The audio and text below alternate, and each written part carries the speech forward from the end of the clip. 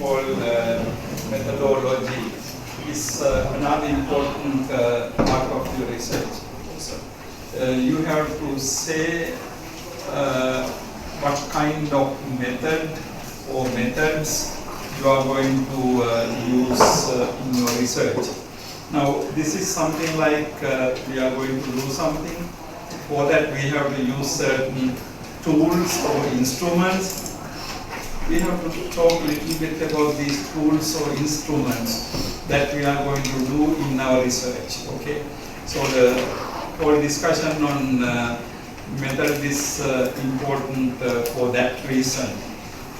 We have two words here, method and methodology. In fact, methodology means the discussion of method, methodology, like psychology and so on. So methodology means a discussion on methods. So therefore we need to have, sometimes we say methodological discussion or discussion on methods, either way. But what are the method or methods we are going to use? Now you remember in my earlier discussion we talked about, say, sociological research, anthropological research, historical, cultural, textual, doctrinal, philosophical. It could be anything. Now what you're going to do can be either one of those things or combination of those things. Sometimes you can do historical, sociological study. Sometimes you can do textual and doctrinal study. That means you first, based on the text, and based on that text, you study, you do a doctrinal study. So, you know, it could be one or combination. It can be textual, doctrinal, textual, philosophical, historical and cultural, socio-political and anthropological, and, you know, so on and so forth, or sociological and conceptual, doctrinal. So it could be combination, or one or several.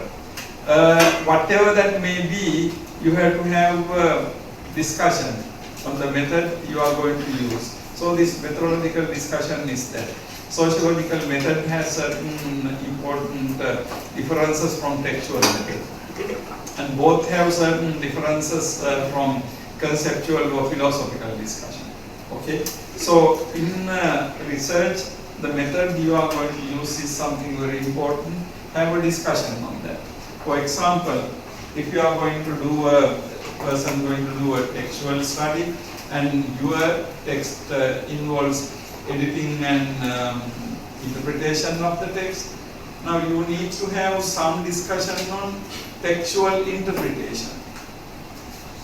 Now, I think I told you whenever you translate, I said any translation is an interpretation. Whenever you translate, you are interpreting really. Because how to translate the text depends on how you understand it, how you interpret it. Of course, language is very important. You have to translate the text according to the accepted grammatical rules. But even within the accepted grammatical rules, you have to have an overall understanding of the text in order to translate it. So in other words, translation is an interpretation. While translating, you are interpreting. According to your interpretation, you translate. I think in my earlier discussion, I told you that one example, Nagarjuna's Mulamadhyamika Karika. This text has been translated into English maybe at least 7 or 8 times. You might be wondering why the same book has to be translated more than once or more than twice. Why? But the reason is text like Nagarjuna's Mulamadhyamika Karika, found in Sanskrit language, is a highly valuable philosophical text, and to understand that text is not very easy, even though you know Sanskrit language. So therefore, some people try to understand it from Swatantrika point of view, Asanga point of view, say based on Chinese text, based on Tibetan text. So there are different ways to approach it. So the same text can be translated in several different ways.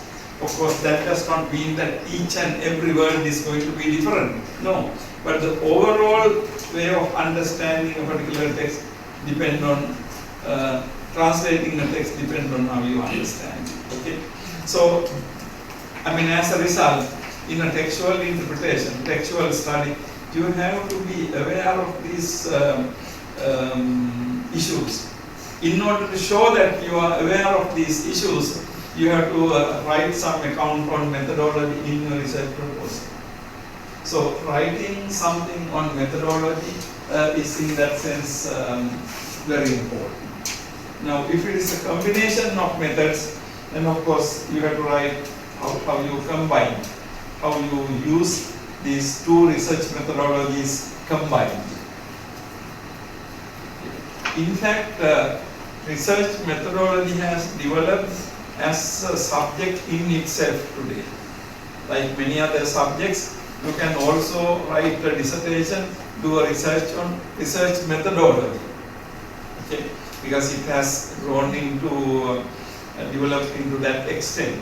So, knowing something about methodology is essential, and in the research proposal, writing some account of your research proposal is very important. Okay, so this is one aspect, and then so the research method or methodology.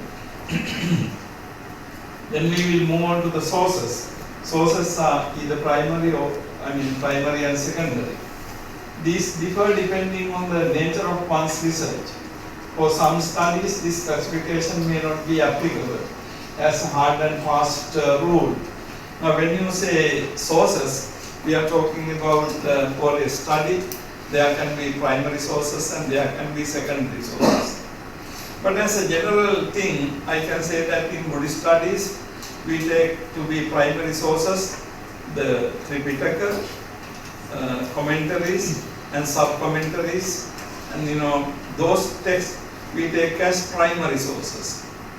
Particularly in the Buddhist studies, particularly in the Theravada Buddhist studies, Tripitaka will be a primary source. Okay, Tripitaka will be a primary source. However, if you are going to do something on Chinese Buddhism, Tripitaka can be a primary study, or it may not be. But Chinese Agama literature can be your primary study. And if you are going to do a study in Tibetan Buddhism, maybe Pali Tripitaka is not the primary source, but they are Kanjur and Kanjur, they are Buddhist literature, depending on again whether you are going to do something in the basic sutras or other commentarial text, it can be different.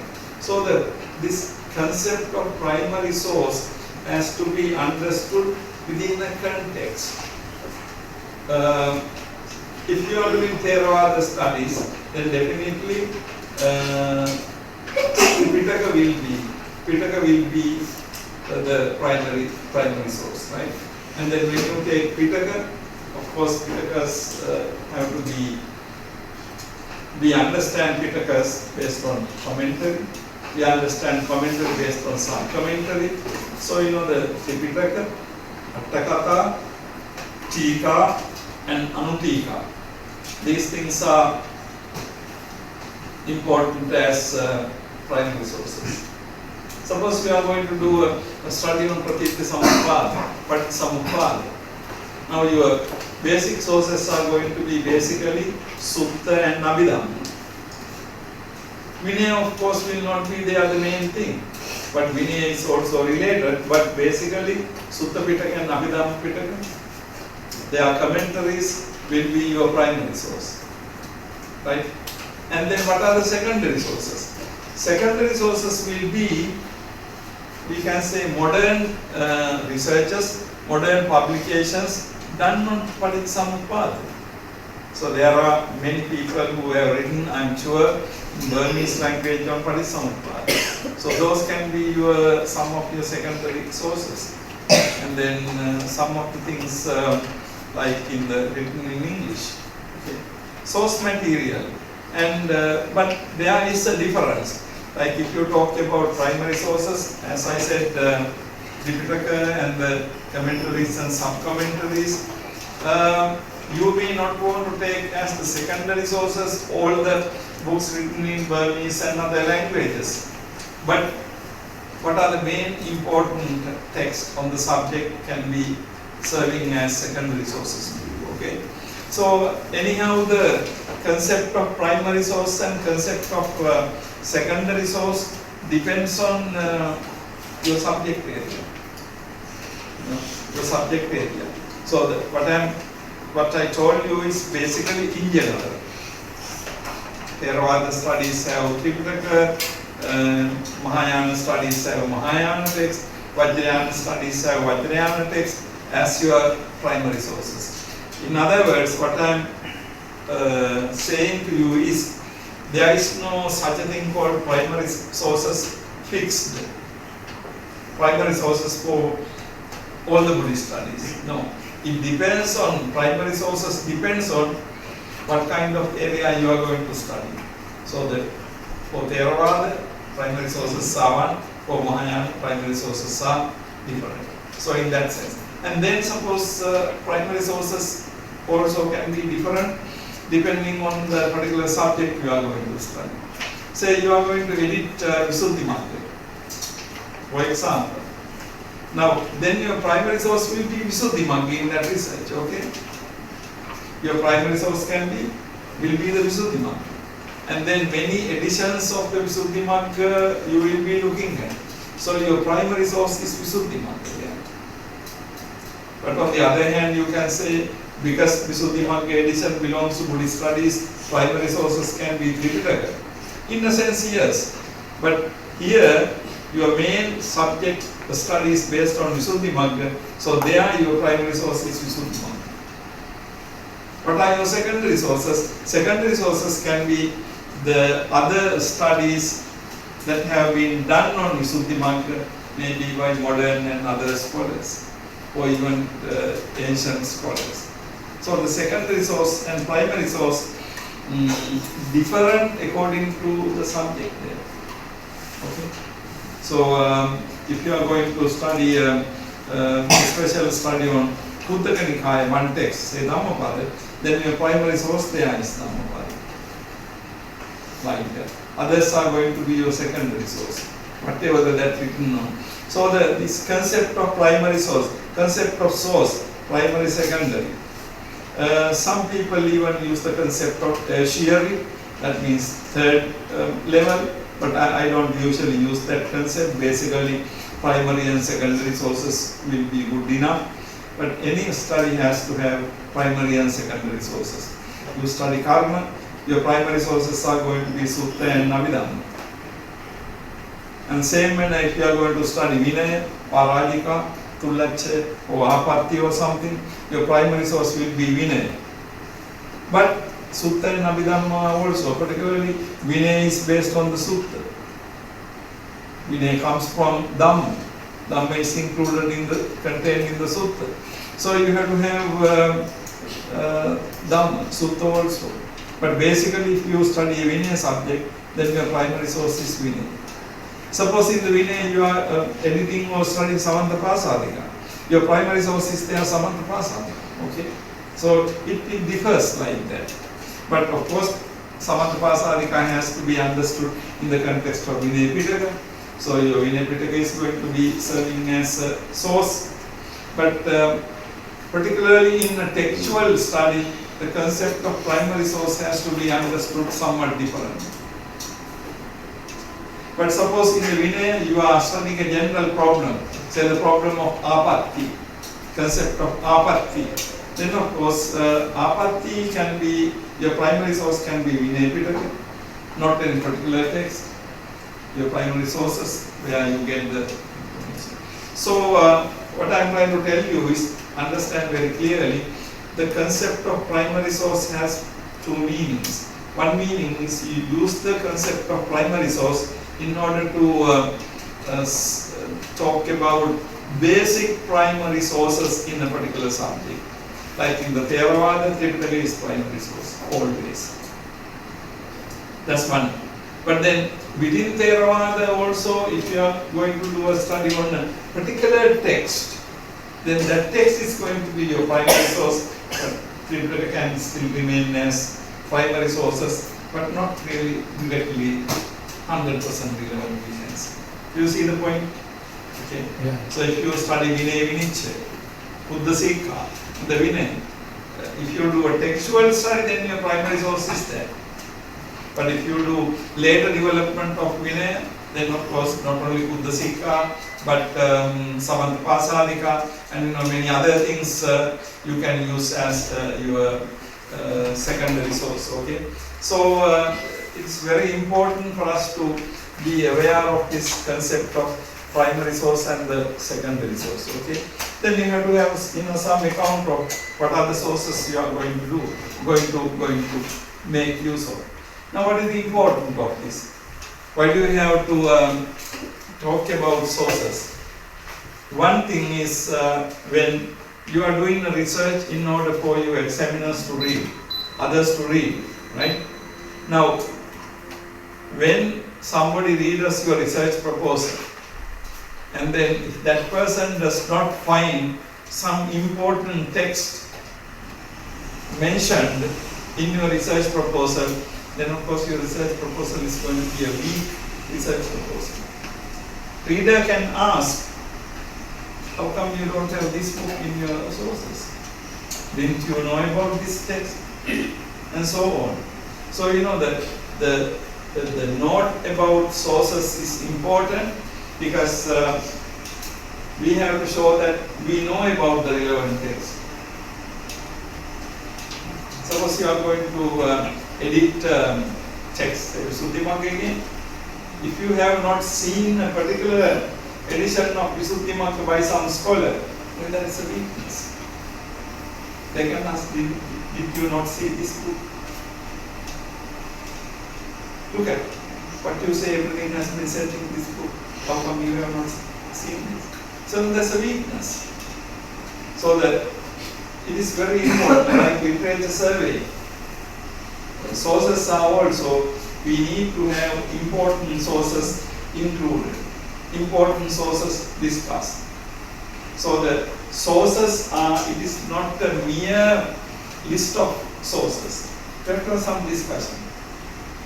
If your sources are Tripitaka, you don't have to mention each and every book in the Tripitaka, but you have to have some kind of general discussion on your sources. Okay? So sources are important in that sense.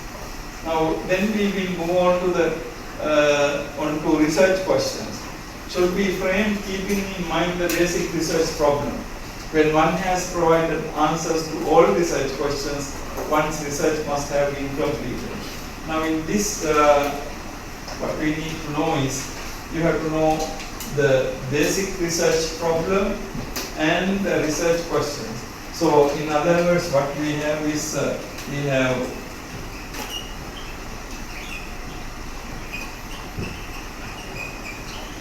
research problem, and then we have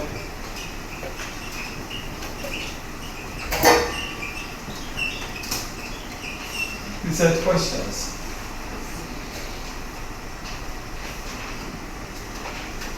It is important to identify a research problem. And then in order to, having identified the research problem, then you have to have a set of research questions. In fact, your research will be done in order to find answers to these questions you raised. Once you find answers to all the research questions you raised, you have your research there. You have completed your research. So the research problem and research questions are very important. Now, what is this concept of research problem? Actually, you may remember we discussed this at the very beginning. Research problem is, general idea is that whenever you want to write a research, do a research, MPhil or PhD, you have to have a problem identified. In another way to say would be, if there is no problem, no research. Okay? No problem, no research. Okay.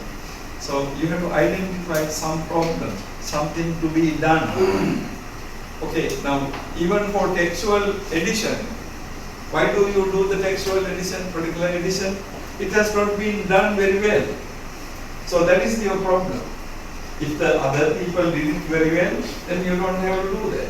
But so you state as your problem to solve what other people did not do adequately or correctly.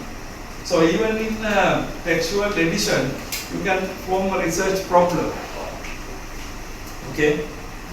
So, if you take philosophical or conceptual study, say Pratyekta Samutpada, you can really identify your research problem. Now, in order to identify research problem there, you really have to know what other people did and what remains to be done.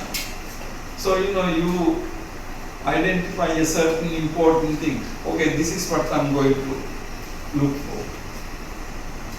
Now, say for example, Paticcasamuppada or Pratyekta how is it going to be different from Jaina theories of causality? Now that is your research problem. Okay? How is it going to be different from Jaina theories of causality or Upanishadic theories of causality? So that's your research problem. So you put it in as a question, and then you formulate the set of research questions. Say for example, what is the concept of Buddhist Paticcasamuppada? What is the concept of Jaina causality? And so on. Okay? And then when you answer all these questions, you have your research done there. So in other words, in order to facilitate the research in your research problem, you make a set of research questions. Okay? That again depends on the kind of research you are going to do. So depending on the research, you have to make set of research questions. And then when you try to provide the answer, then you have your research. Say for example, in a textual research, suppose you are doing a textual research, you are going to edit a text which has been already edited. Your basic research problem will be how my edition is going to be different from others. Right? How my edition is going to be different from others. And then if others means there are 3 people already done, you can have 3 research questions. Okay, how is it different from this? How is it different from this person? In what respect is it different? So likewise, you make a set of research questions. Now why do you have to do this? Do you have to make research questions? I would say you have to have a research problem. Otherwise there is no research, okay? But whether you need, how many research questions you need, it depends on you, But then practically this way of thinking is important. If you formulate your research requirements as questions, so then you are trying to answer each question. When you answer each question, then your research is done. So we are making use of this as a tool. It doesn't mean that you have to have X number of questions and you have to have questions. No, I mean it's not mandatory, but it's important to have the basic questions involved in the research. So you have to have a research problem. That means the main thing that you are going to solve in your research. And then in order to do that, how you do it. Important thing as researchers, whenever you read a PhD dissertation or something like that, you watch carefully how they have done. I will give you one example. This is a fairly old book, now maybe 30-40 years old, by Paul Griffith. His dissertation is actually, the book is based on his dissertation. The book has been published. The title of the book is On Being Mindless. On Being Mindless. So this is the title of his book. But I think this book is based on his PhD research. I'm not 100% sure. But anyhow, now on being mindless, under this topic, what he discusses is Nirodha Samapatti. His actual subject matter is Nirodha Samapatti. Now in Nirodha Samapatti, he discusses Nirodha Samapatti from the Pali Sutras. He discusses Nirodha Samapatti from Visuddhimagga and Buddha Gosha commentaries, and he discusses Nirodha Samapatti from, I think, Sarvastivada point of view. I'm not exactly, I don't remember because I read it some time ago, or Yogachara, I think. Anyhow, he takes three Buddhist traditions there. Early Buddhist tradition, Tripitaka, and then Buddha Gosha, and say the Vijnanavada tradition. Say three. Now, actually, this whole research is very compact and very interesting. So he raises certain questions and try to answer what is Nirodha Samapatti. How Nirodha Samapatti is described in the discourses, how it has been described in the Visuddhimagga, and how it has been described in the, say, Vijnanavada tradition, Yogachara tradition. Now, you can see that as a research thing, it is very neat. You identify one thing. You are not talking about all the jhanas or anything, you are talking about Nirodha Samapatti. And then about Nirodha Samapatti, the primary sources are very, in a way, limited, we can say. In the Tripitaka discourses, you have several sutras. So you can collect all the sutras you need. Vinaya doesn't have much, so you can conveniently keep it aside, right? But then you could use Abhidhamma to a certain extent. But basically he is using the sutras. What is Nirodha Samapatti? What are the characteristics? And then you look at Visuddhimagga. Then you look at Yogachara. However, the main research question is, what happens to the person when that person attains Nirodha Samapatti? Does he have a mind or not? Now that is the question. So look at the title of the book is On Being Mindless. So basically his conclusion is, in the Nirodha Samapatti, you are mindless. Now, whether you agree with that or not is a different matter. But look at how he looked at it. Now, you can see that Nirodha Samapatti is a very traditional concept, right? It is not a modern concept. But a scholar can do a very good study based on this concept. Taking your sources from the three different things, and then it's very easy you can identify a research problem. Research problem could be something like, what happens in the Nirodha Samapatti? What happens to the mind in the Nirodha Samapatti? So that is the question you are going to answer. And then, okay, if your conclusion is in Nirodha Samapatti you are going to lose your mind, like mindless, then you try to prove that. But today, if you read that book carefully, any of you, you may want to write another dissertation saying that this man is wrong. But that can be a very good dissertation.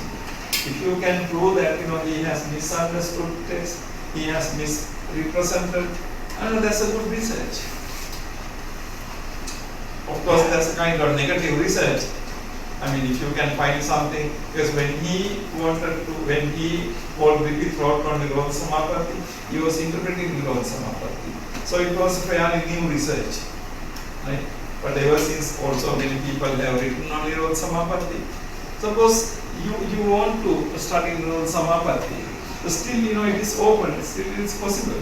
You collect all the academic writings on Nirodha Samapatti, study them and see whether you can write another paper or research on Nirodha Samapatti. But if you are going to do Nirodha Samapatti, if you have not read these books, then your research is not going to be successful.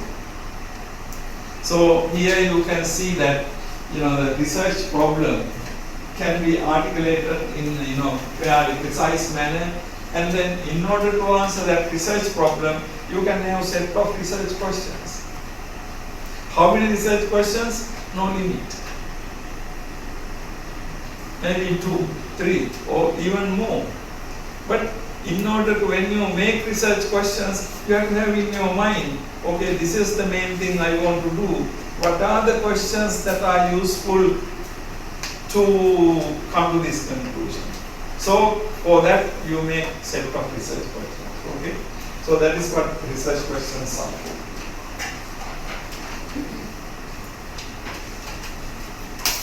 And then we talk about the structure. The structure is a plan or division of sections and chapters of the research. At the research proposal level, one prepares a structure which has a logical sequence relative to the level of one's knowledge at that stage. But this may be changed once the actual research is done and presented. The structure is actually another requirement in a research proposal. When you write a research proposal, finally you have to say, okay, my first chapter is going to be this, my second chapter is going to be this, third chapter is going to be this. Just don't say that my first chapter is this or something. But having said that, write 30, 40, 50 words. What are you going to discuss in the first chapter? What are you going to discuss in the second chapter? So just don't give the theme of the first chapter. Say this is what I am going to do in this first chapter. Then when you see the structure, you must be able to see a full logical structure there. But what I am saying is your structure depending on your knowledge at that stage. Actually, you have not done the research. You have still not done the research. You are just writing the proposal. So it is understandable that your structure may have to be changed later. But that's perfectly okay. But when you write the research proposal, at that level you have to have a structure. Okay, these are the chapters. Or you can simply say, I have several sections. Section 1 I am going to do. Section 2 this is. Section 3 is this. But within sections you can have your chapters.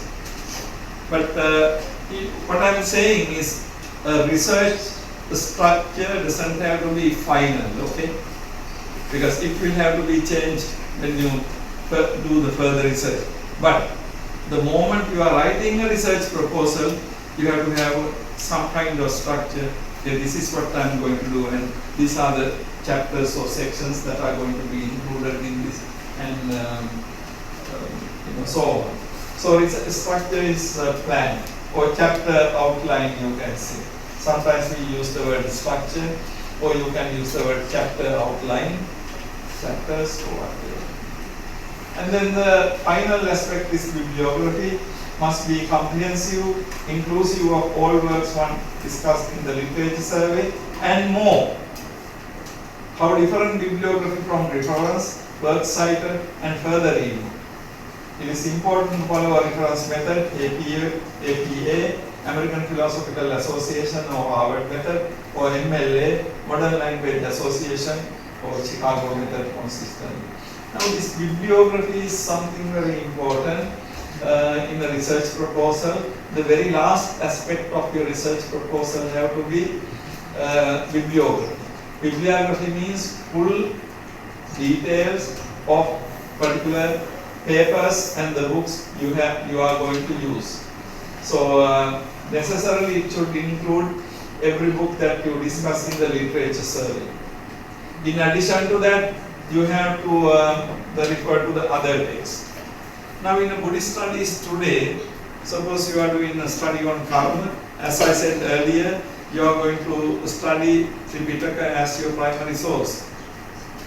If you are going to use Tripitaka as your primary source, you can simply say that in this research I am going to use Asanga and edition of Tripitaka. I mean, you don't have to spell out every book in the Tripitaka because everybody knows it now, right? You can simply say that I am going to use Pali Text Society editions, or I am going to use Asanga editions, or I am going to use both, or some other things. But you don't have to spell out every single book because Tripitaka is very well known. However, if you are going to use commentaries, sub-commentaries, sub-commentaries, anuteka, those things have to be spelled out.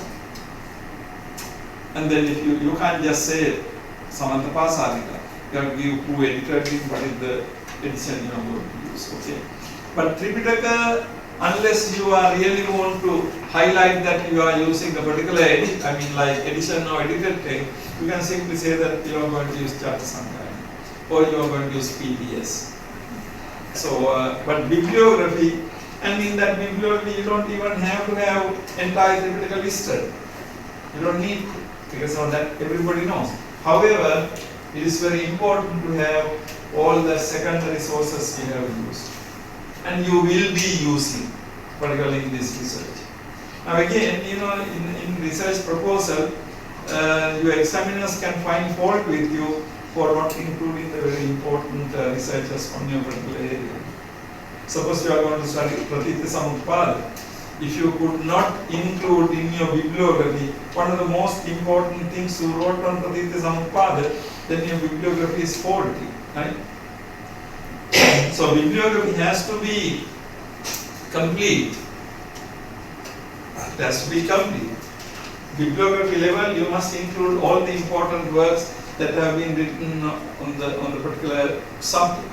So bibliography is it's not just putting some books and collect and put the names. No. It has to be comprehensive.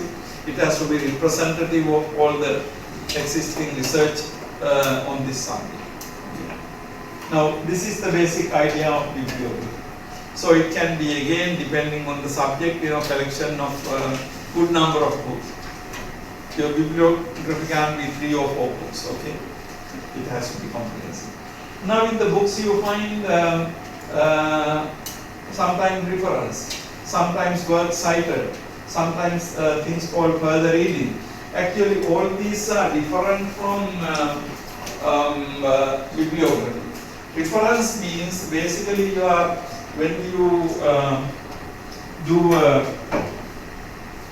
references,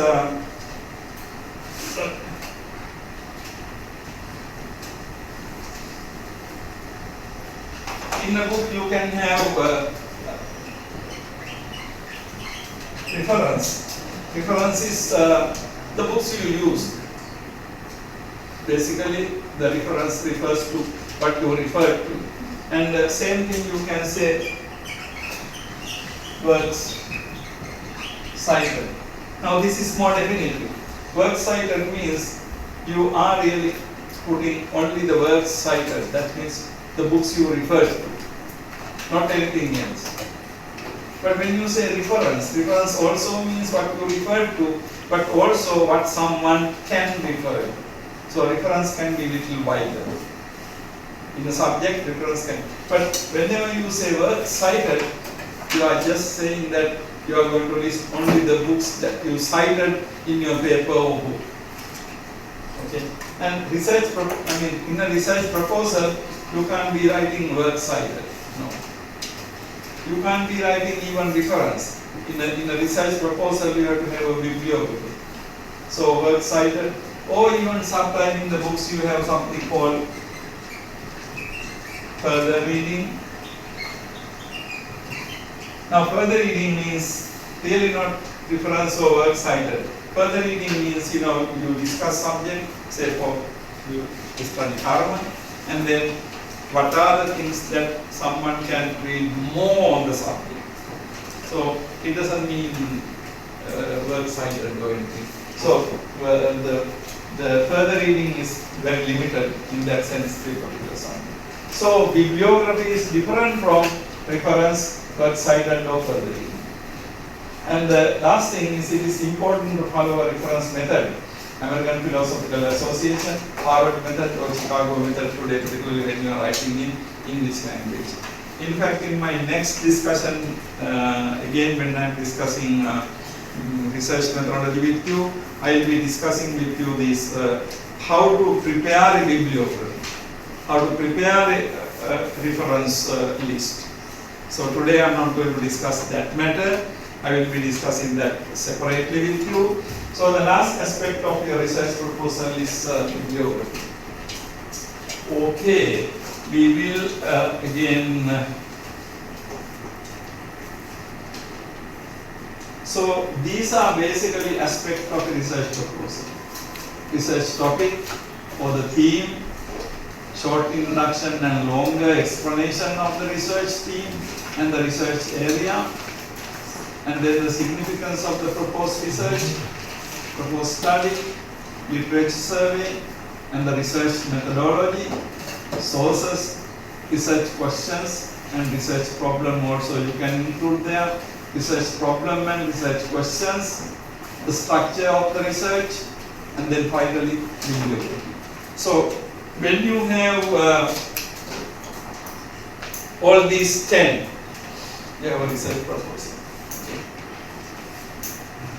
I mean, it doesn't have to be exactly following all these 10 or something, but this is a fairly rough guide for you when you are writing a research proposal. It's like, ask 10 questions. What is my research topic? What is my short introduction? So then you answer those 10 questions, the research proposal is there. Okay. So writing a good research proposal takes time. In order to know your research theme, in order to know things associated with that, you have to have done basic reading for some time.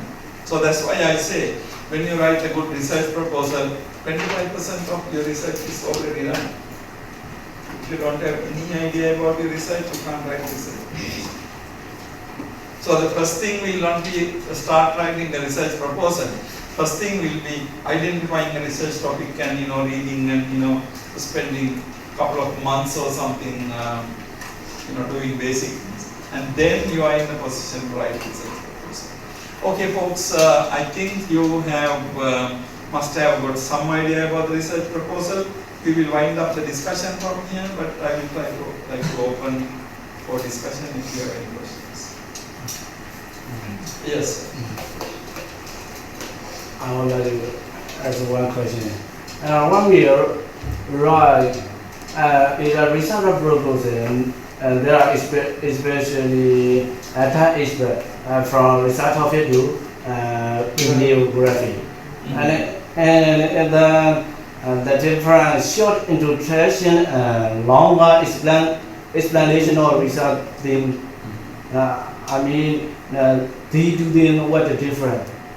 You mean the short introduction and longer explanation? What the difference? Okay, Reverend. Actually, there is not much of a difference. Like when you write something, how do you going to start?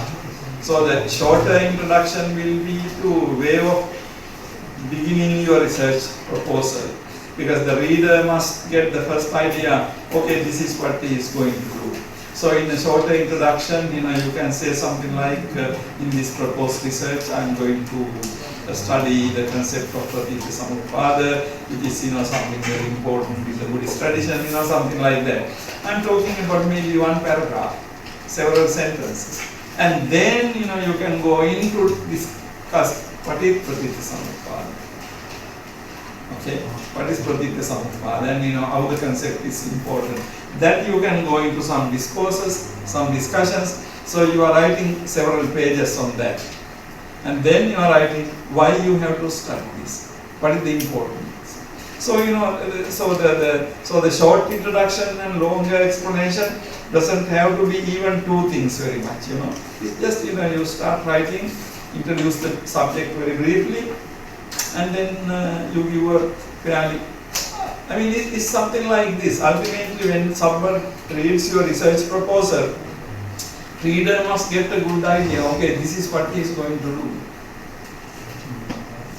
And particularly in some other researches, like some kind of research, you try to get funds. You have to give also time framework. I did not mention the time framework here because most of our research we are just doing in the library, and we can talk about, okay, the first day I will do this. But the time framework I did not mention here, but in some researchers you have to say, okay, this is my literature reading, this is my field work time, and during this time I will write. So you can say like, first day I am going to read text and this thing. Second day I am going to go to that country where I do the field research. And then third day I am going to analyze my results and going to write. So time framework. that is very important, particularly if you are going to try to get some funds. If an institute gives you fund, institute will not give you funds for ever. You have to show that, okay, I am going to do it within 3 years. And then they can see whether you can do it within 3 years. But you propose whether you can do it within 3 years. They will say, look, you can't do this within 3 years. I mean, then they will see that you are not really fully understood your proposal. So time framework is also very important, but I didn't mention it here. I mean, answering your question again, the short introduction is just the beginning of the research proposal. And then you right away go into the long explanation of that. Entire document, I mean, again, you can be hard and fast rule, but we are talking about 1.5 space, 10 to 15 pages. Okay? But again, don't misunderstand. It's not like you have to write 10 to 15 pages for every research proposal. But when you complete all these things, it could be like 1.5 space, about 50 or more. In other words, what I'm saying is, research proposal can't be just 2 or 3 pages. Okay? Your PhD research proposal has to be substantial.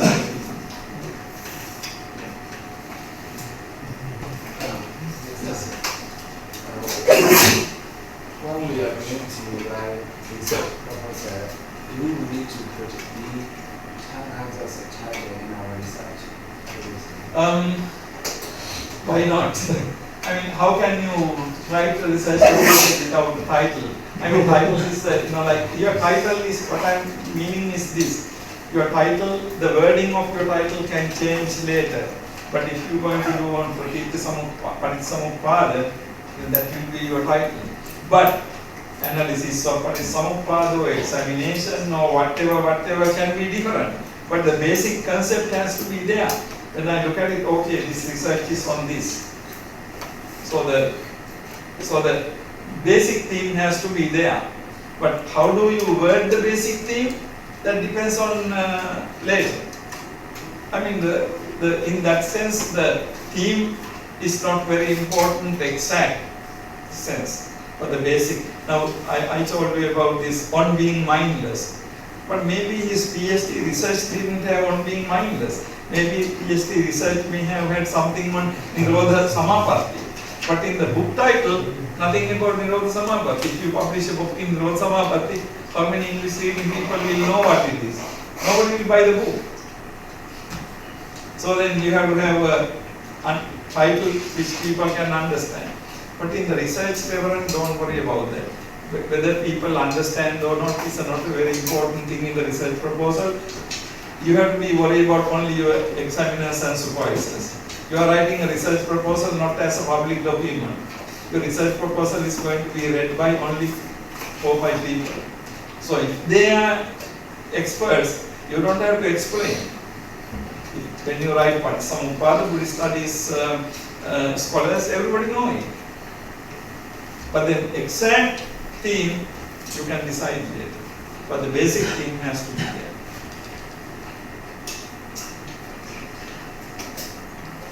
Yes, sir. How many books should we have read before the research proposal connected to our research topic? Well, it depends. Like how much research are there? Well, Reverend, it again depends on, I mean, for any of these things there is no hard and fast rules, but you must have read representative works in the area in order to get an idea about the research proposal, what you are going to do. Because otherwise what happens is, you can just ask from somebody and write something, but then you don't have a clear idea about what you are going to do. You have to have, that's why I said when you are writing a research proposal, about 25% of your research is already done. Because say for example, say you are going to write on Paritsamupada, you can't be just writing a general account of Paritsamupada. Everybody knows it. But you have to, if you can find out some very important, specific thing on Paritsamupada, then you can say that, okay, I'm going to write on this particular aspect. But then to say that, you must have read a lot of discourses, right? You must have read a lot of, otherwise you don't get that idea. So what for some very clever, good people, you read one or two books, one or two sutras, you get the ideas. It depends on who you are. But basically my experience is, in the field, you have to be reading quite a lot. Research topics don't come easy. Even if somebody tells you, okay, do this, but you have to know why I have to do this. How should I do this? So you can't depend on completely on somebody else here. But somebody else can help you. Somebody else can guide you. But still then you have to. Somebody else can say, okay, read this and this and this and this. Can you are reading this? But then you have to do the reading and think. So the helping is possible, but helping is limited. So there is no hard and fast rule how many books you should read. But you must have seen many of the important things. Say it is a textual edition, Buddha Sikha, you are going to edit Buddha Sikha, you must have seen all the other editions up to this point. If you haven't seen any of the Buddha Sikha editions up to this point, how can you edit it? How can you say that I am going to do something new? Like, the fact that a book has been edited and translated by somebody doesn't mean that you don't have room to do that. You can do that too. But you have to show that that edition and translation is not good. One more thing is, sometimes you may feel that bad. How can I say that so and so's work is not good? Well, in the academic discipline, you are not criticizing the person, you are criticizing the work. Because knowledge is developed based on the past knowledge. So if the past scholars have done everything 100% completely, you don't have to do anything. But it is not so. Even if we write something, improvement on the other things, somebody else will come and improve on our thing in future. So don't worry about that. You don't need to be malicious. But being critical is a virtue in academic field. Okay? Being critical means you are not being critical about the person. You are being critical about the academic work. So you improve that academic work, asking some questions. And your work will be improved by somebody else. That's how it goes. That's how it goes.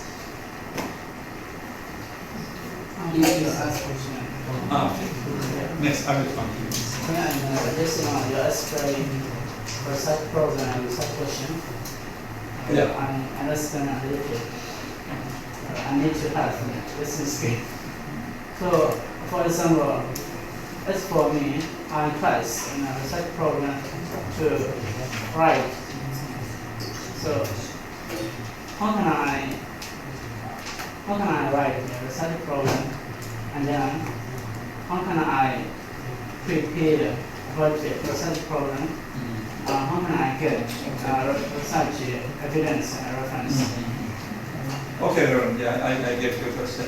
Again, Reverend, what you ask is, I would say, the most difficult aspect of a research, because in order to come to know a research topic, you must have read fairly sufficiently. And then, again, let me think. I have been talking about Paticamuppada. Suppose, this is not true, but suppose there are 4 books on Paticamuppada so far written. It's not, there are hundreds of books, but we say 4 books. And then you read all these 4 books, and then you see that all 4 books are not sufficient, or not complete, or not even right in some aspects. So you identify those things, okay? These are the wrong points. These are what is wrong with this research. And then you say that I'm going to do a research and I'm going to correct those things. Now that is your research problem. Suppose there are these 4 books on Paticamuppada, you read all 4 books, you don't find anything wrong. You feel that everything is perfect. Actually, the situation is not that everything is perfect. Your knowledge is not developed to see something is wrong. That's what it is. So you read more and more, then you will start seeing that there can be certain things that are not right. But you don't come to that level like this. At the very beginning, I read one book, I feel that, oh, this is great, everything is true. I read another book completely opposite, this is true too. Why? Because my knowledge is very limited. So to me, at the beginning, I see everything as perfect. But when my knowledge develops gradually, I can see the problems. Then you are ready to write a research proposal. If you don't see any problem about the existing literature, don't try to be a graduate student. Okay? You have to really read more and more, and then when you come to a point, you start seeing, this is not right. Then you can say, okay, I'm going to correct it. And that's going to be your research. So that's your research problem. Yeah. But in order to answer that, you can make some questions. But that's not very important actually. But just as a device to do your research easily, you make some set of questions. And you answer those questions, research is there.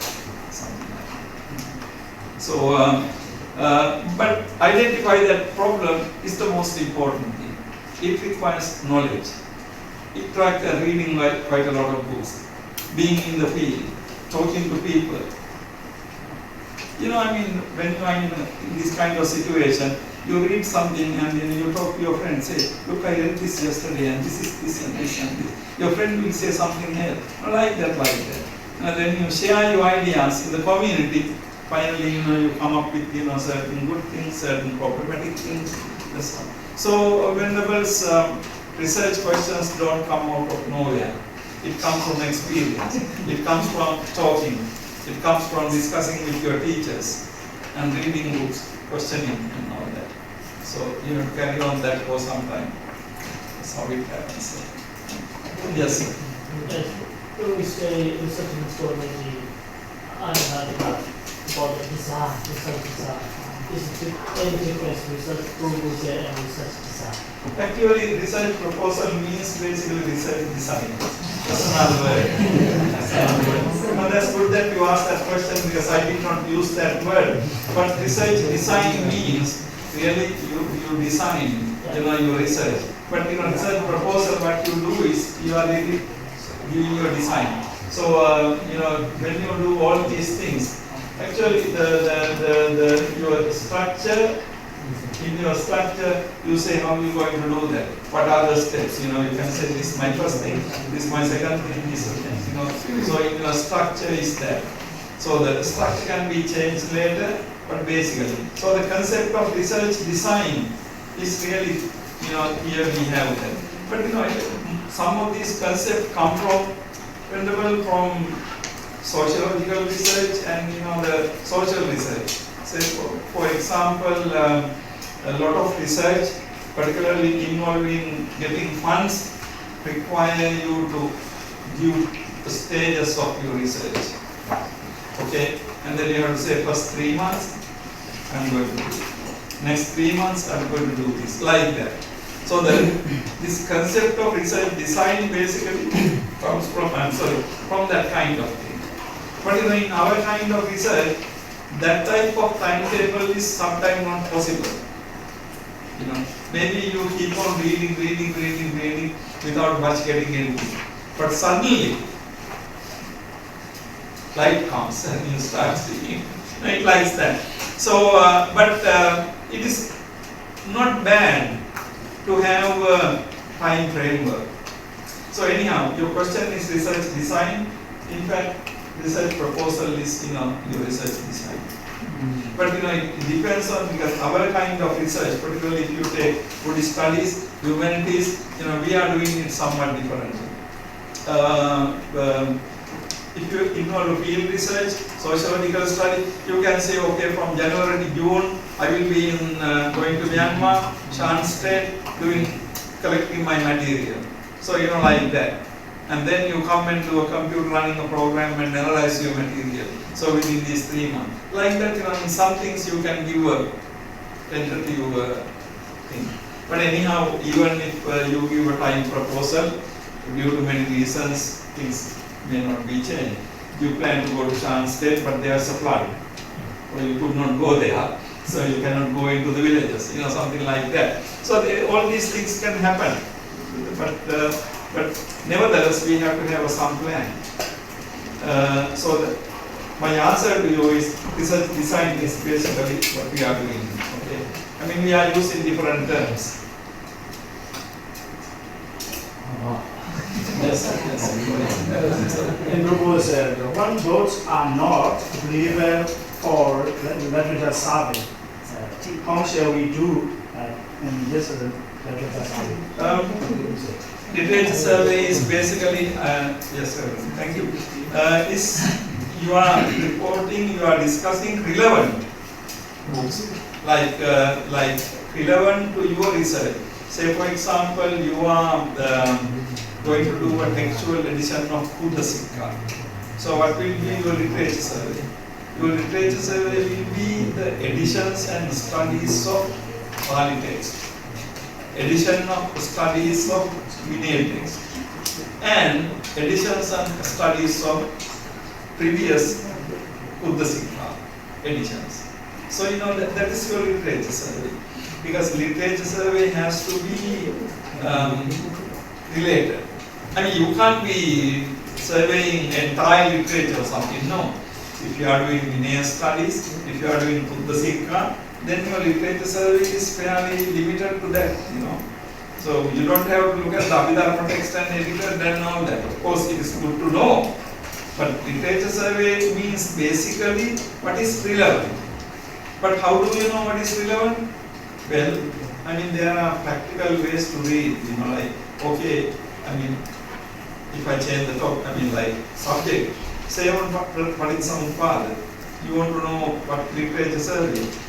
One thing you can do is, you read a book and you go to the bibliography of that book at the end. And from that bibliography, you can find what are the other books on Paritsamuppada. And you find some of the books from that bibliography and you read them and look at the bibliography of those books. So when you look at the bibliography of 4 or 5 books, you know everything about that has been published on that area. Because if one book misses some books, other books may have those things. So when you read a couple of books on the particular thing, you can know all the books related, almost all the books. So that's how you get. You read from one book and look at the books that author used, and then you go to those books, and from those books you go to books like that. So all of us are using others' knowledge. So from one book you can go to many other books. From those books you can go to other books, and then at some point you are just rotating on a limited number of texts because everybody has used these things, and then you are in a position to do literature. So again, it depends on your reading. If you want to study theory of knowledge in Buddhism, first look for one book, locate at least one, and then look at the bibliography of that book, reference list of that book. From those books, you will find the other books. So it's not in a way that difficult, but you have to work on that. That's how it is. Yes, sir. Concerning with the research program and the research question, does the research program become on account of research question, or does the research question become on account of research program, or are they the same? Yeah, what is the other one? Yeah. Or are they the same? No, actually, again, thank you for the question. Reverend, no. This is research problem is, I said singular, research problem. This is the main thing you are going to solve in your research. But research problem also can be 1 or 2. Maybe in your research you are trying to achieve more than 1. So you can have several research problems too. But research questions are really based on the research problem, not the other way around. Not you look at first research question and then you go to this. No, you get the research problem. Okay, this is what I'm going to do. As I said, okay, I want to do a research on Buddhist Paticsamuppada, Buddhist causality and Jaina causality theory. Now that is my research question, problem. What is the similarity and difference in between Buddhist and Jaina theories of causality?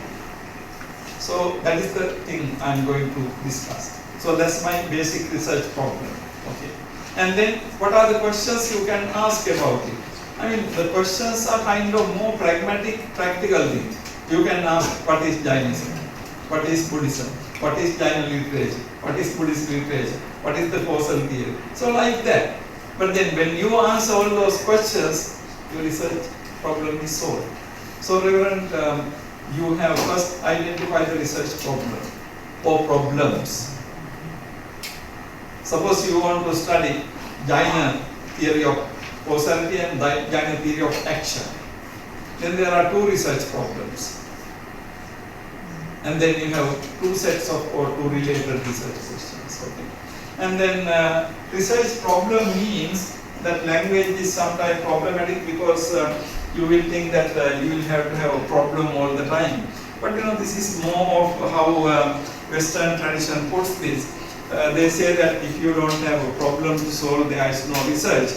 But the problem to solve means not necessarily a problem in the sense regular meaning of the problem, but even if the textual edition, if you say you are lucky to find the text, nobody has edited. Okay, then your job is fairly easy because nobody has edited. You are going to be the first person to do that. Your job is going to be. But then what is your research problem there? Although we talk about research problem, it doesn't mean that there is a research problem there, but you have to put it as issue or problem. In English we say problematize. If you don't have a problem, you create a problem and then you solve it. Something like that. You create a research problem. Like now here you are lucky, you have discovered this text, manuscript, nobody has edited. So your research problem is how to edit this.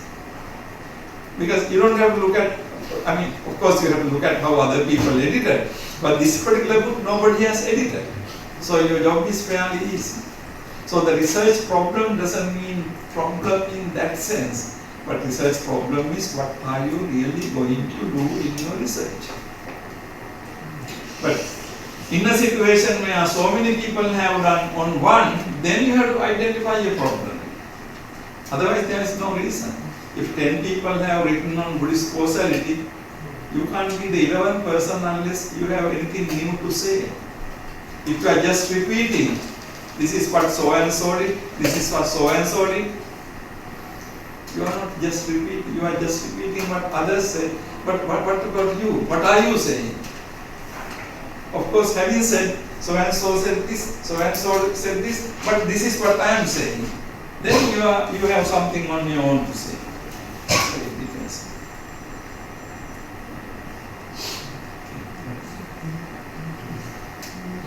Yes. Are the short introduction and abstract are the same or not? If they are the same, when you write the short introduction or abstract, what kinds of things should we? Okay. Yeah. Actually, I get your point. The abstract don't connect to here because abstract means abstract comes. Suppose you are writing a paper of 20 pages. Everybody can't read your 20 pages. So you have to give within half a page, maybe 250, 300 words, what you wrote in 2000 words. Now that is abstract. You write a book. Abstract means you write a short one-page thing about entire book. So when you write your PhD dissertation, they need to have an abstract. Abstract means a summary of your research. So at this level you can't write abstract because you have not done the research. Abstract comes usually what you have done. Or you can say, like for a conference. There's a difference in use. For a conference, you are trying to apply for a conference. You want to write a paper. but you have not written the paper. There you write the abstract. In the abstract you say, in this paper, in my paper, if my paper is accepted, I am going to do this and this and this. Now that is the abstract. So, I am saying you two things. Either you write abstract about the thing you already done, or you write abstract about the thing you are going to do. But this proposal is a much wider thing. In abstract, all these things you do in a very brief manner. You can say these are the texts I am going to use. And you can say that I am going to use the historical method. So one or two sentences, because you are right to abstract within 500 words. Within 500 words you have to put all these things. Proposal is not like that. Proposal is a longer document, more comprehensive plan. So abstract, you can say abstract is a miniature, a small proposal. But it has two meanings. One thing is abstract of what you are going to do. That's what you are going to do. Suppose there is a conference in India, you want to apply for that. They say, okay, apply because such and such a date, give us an abstract. Then in abstract you say, this is what I'm doing, it's my topic, this is what I'm doing. But then if they accept you, then you write the paper based on that. But that is one meaning. The other is, you write your PhD dissertation and then you write the abstract of the dissertation. That means summary. So, two different meanings of abstract. Now, abstract in the sense of writing an abstract of a paper or a paper that you are going to write is like a miniature or small proposal. But then, it's not a complete proposal. It's just you say a few things. You just say, this is the methodology I am going to use. But you are not going to do a whole methodological discussion. You don't have enough space because you have to write within 500 maximum. Well, a lot of abstract are not even 500. They say 300. Sometimes in Colombo University recently I reviewed, they have two abstracts. One thing is a short abstract, about 200 pages. The other thing is a 1000 word. Now in the 1000 word, each person has to write two. Very short one and a fairly long one. So the 1000 word thing includes quite a lot of things, methodology and a lot of things. 1000 words you can do. So it depends on the length of the abstract. So some people need shorter abstract and longer, not abstractly longer exposition. But it's still not the paper. If you are writing the paper has to be even longer. But in most of these conferences, people don't write papers after that. So 1000 words is a fairly good enough, decent research. So, to write a proposal, it is very clear after studying from you. But when we write abstracts, what kinds of the need to be well, based basically, if you are writing, applying for a conference or something, basically what you need to say is, you can say that this is what I am going to do based on this and this, and you can say, I am going to follow the textual study research method for this, and these are the main ideas, and my primary sources and secondary sources will be like this. So, pretty basic things. I mean, how much can you write within 300 words? You are limited by your word limit. You can't just go on writing. So try to do something within that limit. So you look at the limit. Or methodology, you can write 1 or 2 sentences. For sources, you can refer to 4 or 5 maximum. Like that. Within that limit. So give a rough idea. And then they will say, okay, this looks interesting. Then they will invite you to come. And then you write the full. So abstract depends on. But when you abstract in the other sense, you already write a paper, and then the abstract is the summary. So in other words, abstract is used in the sense of summary of what you have already done, or short proposal of what you are going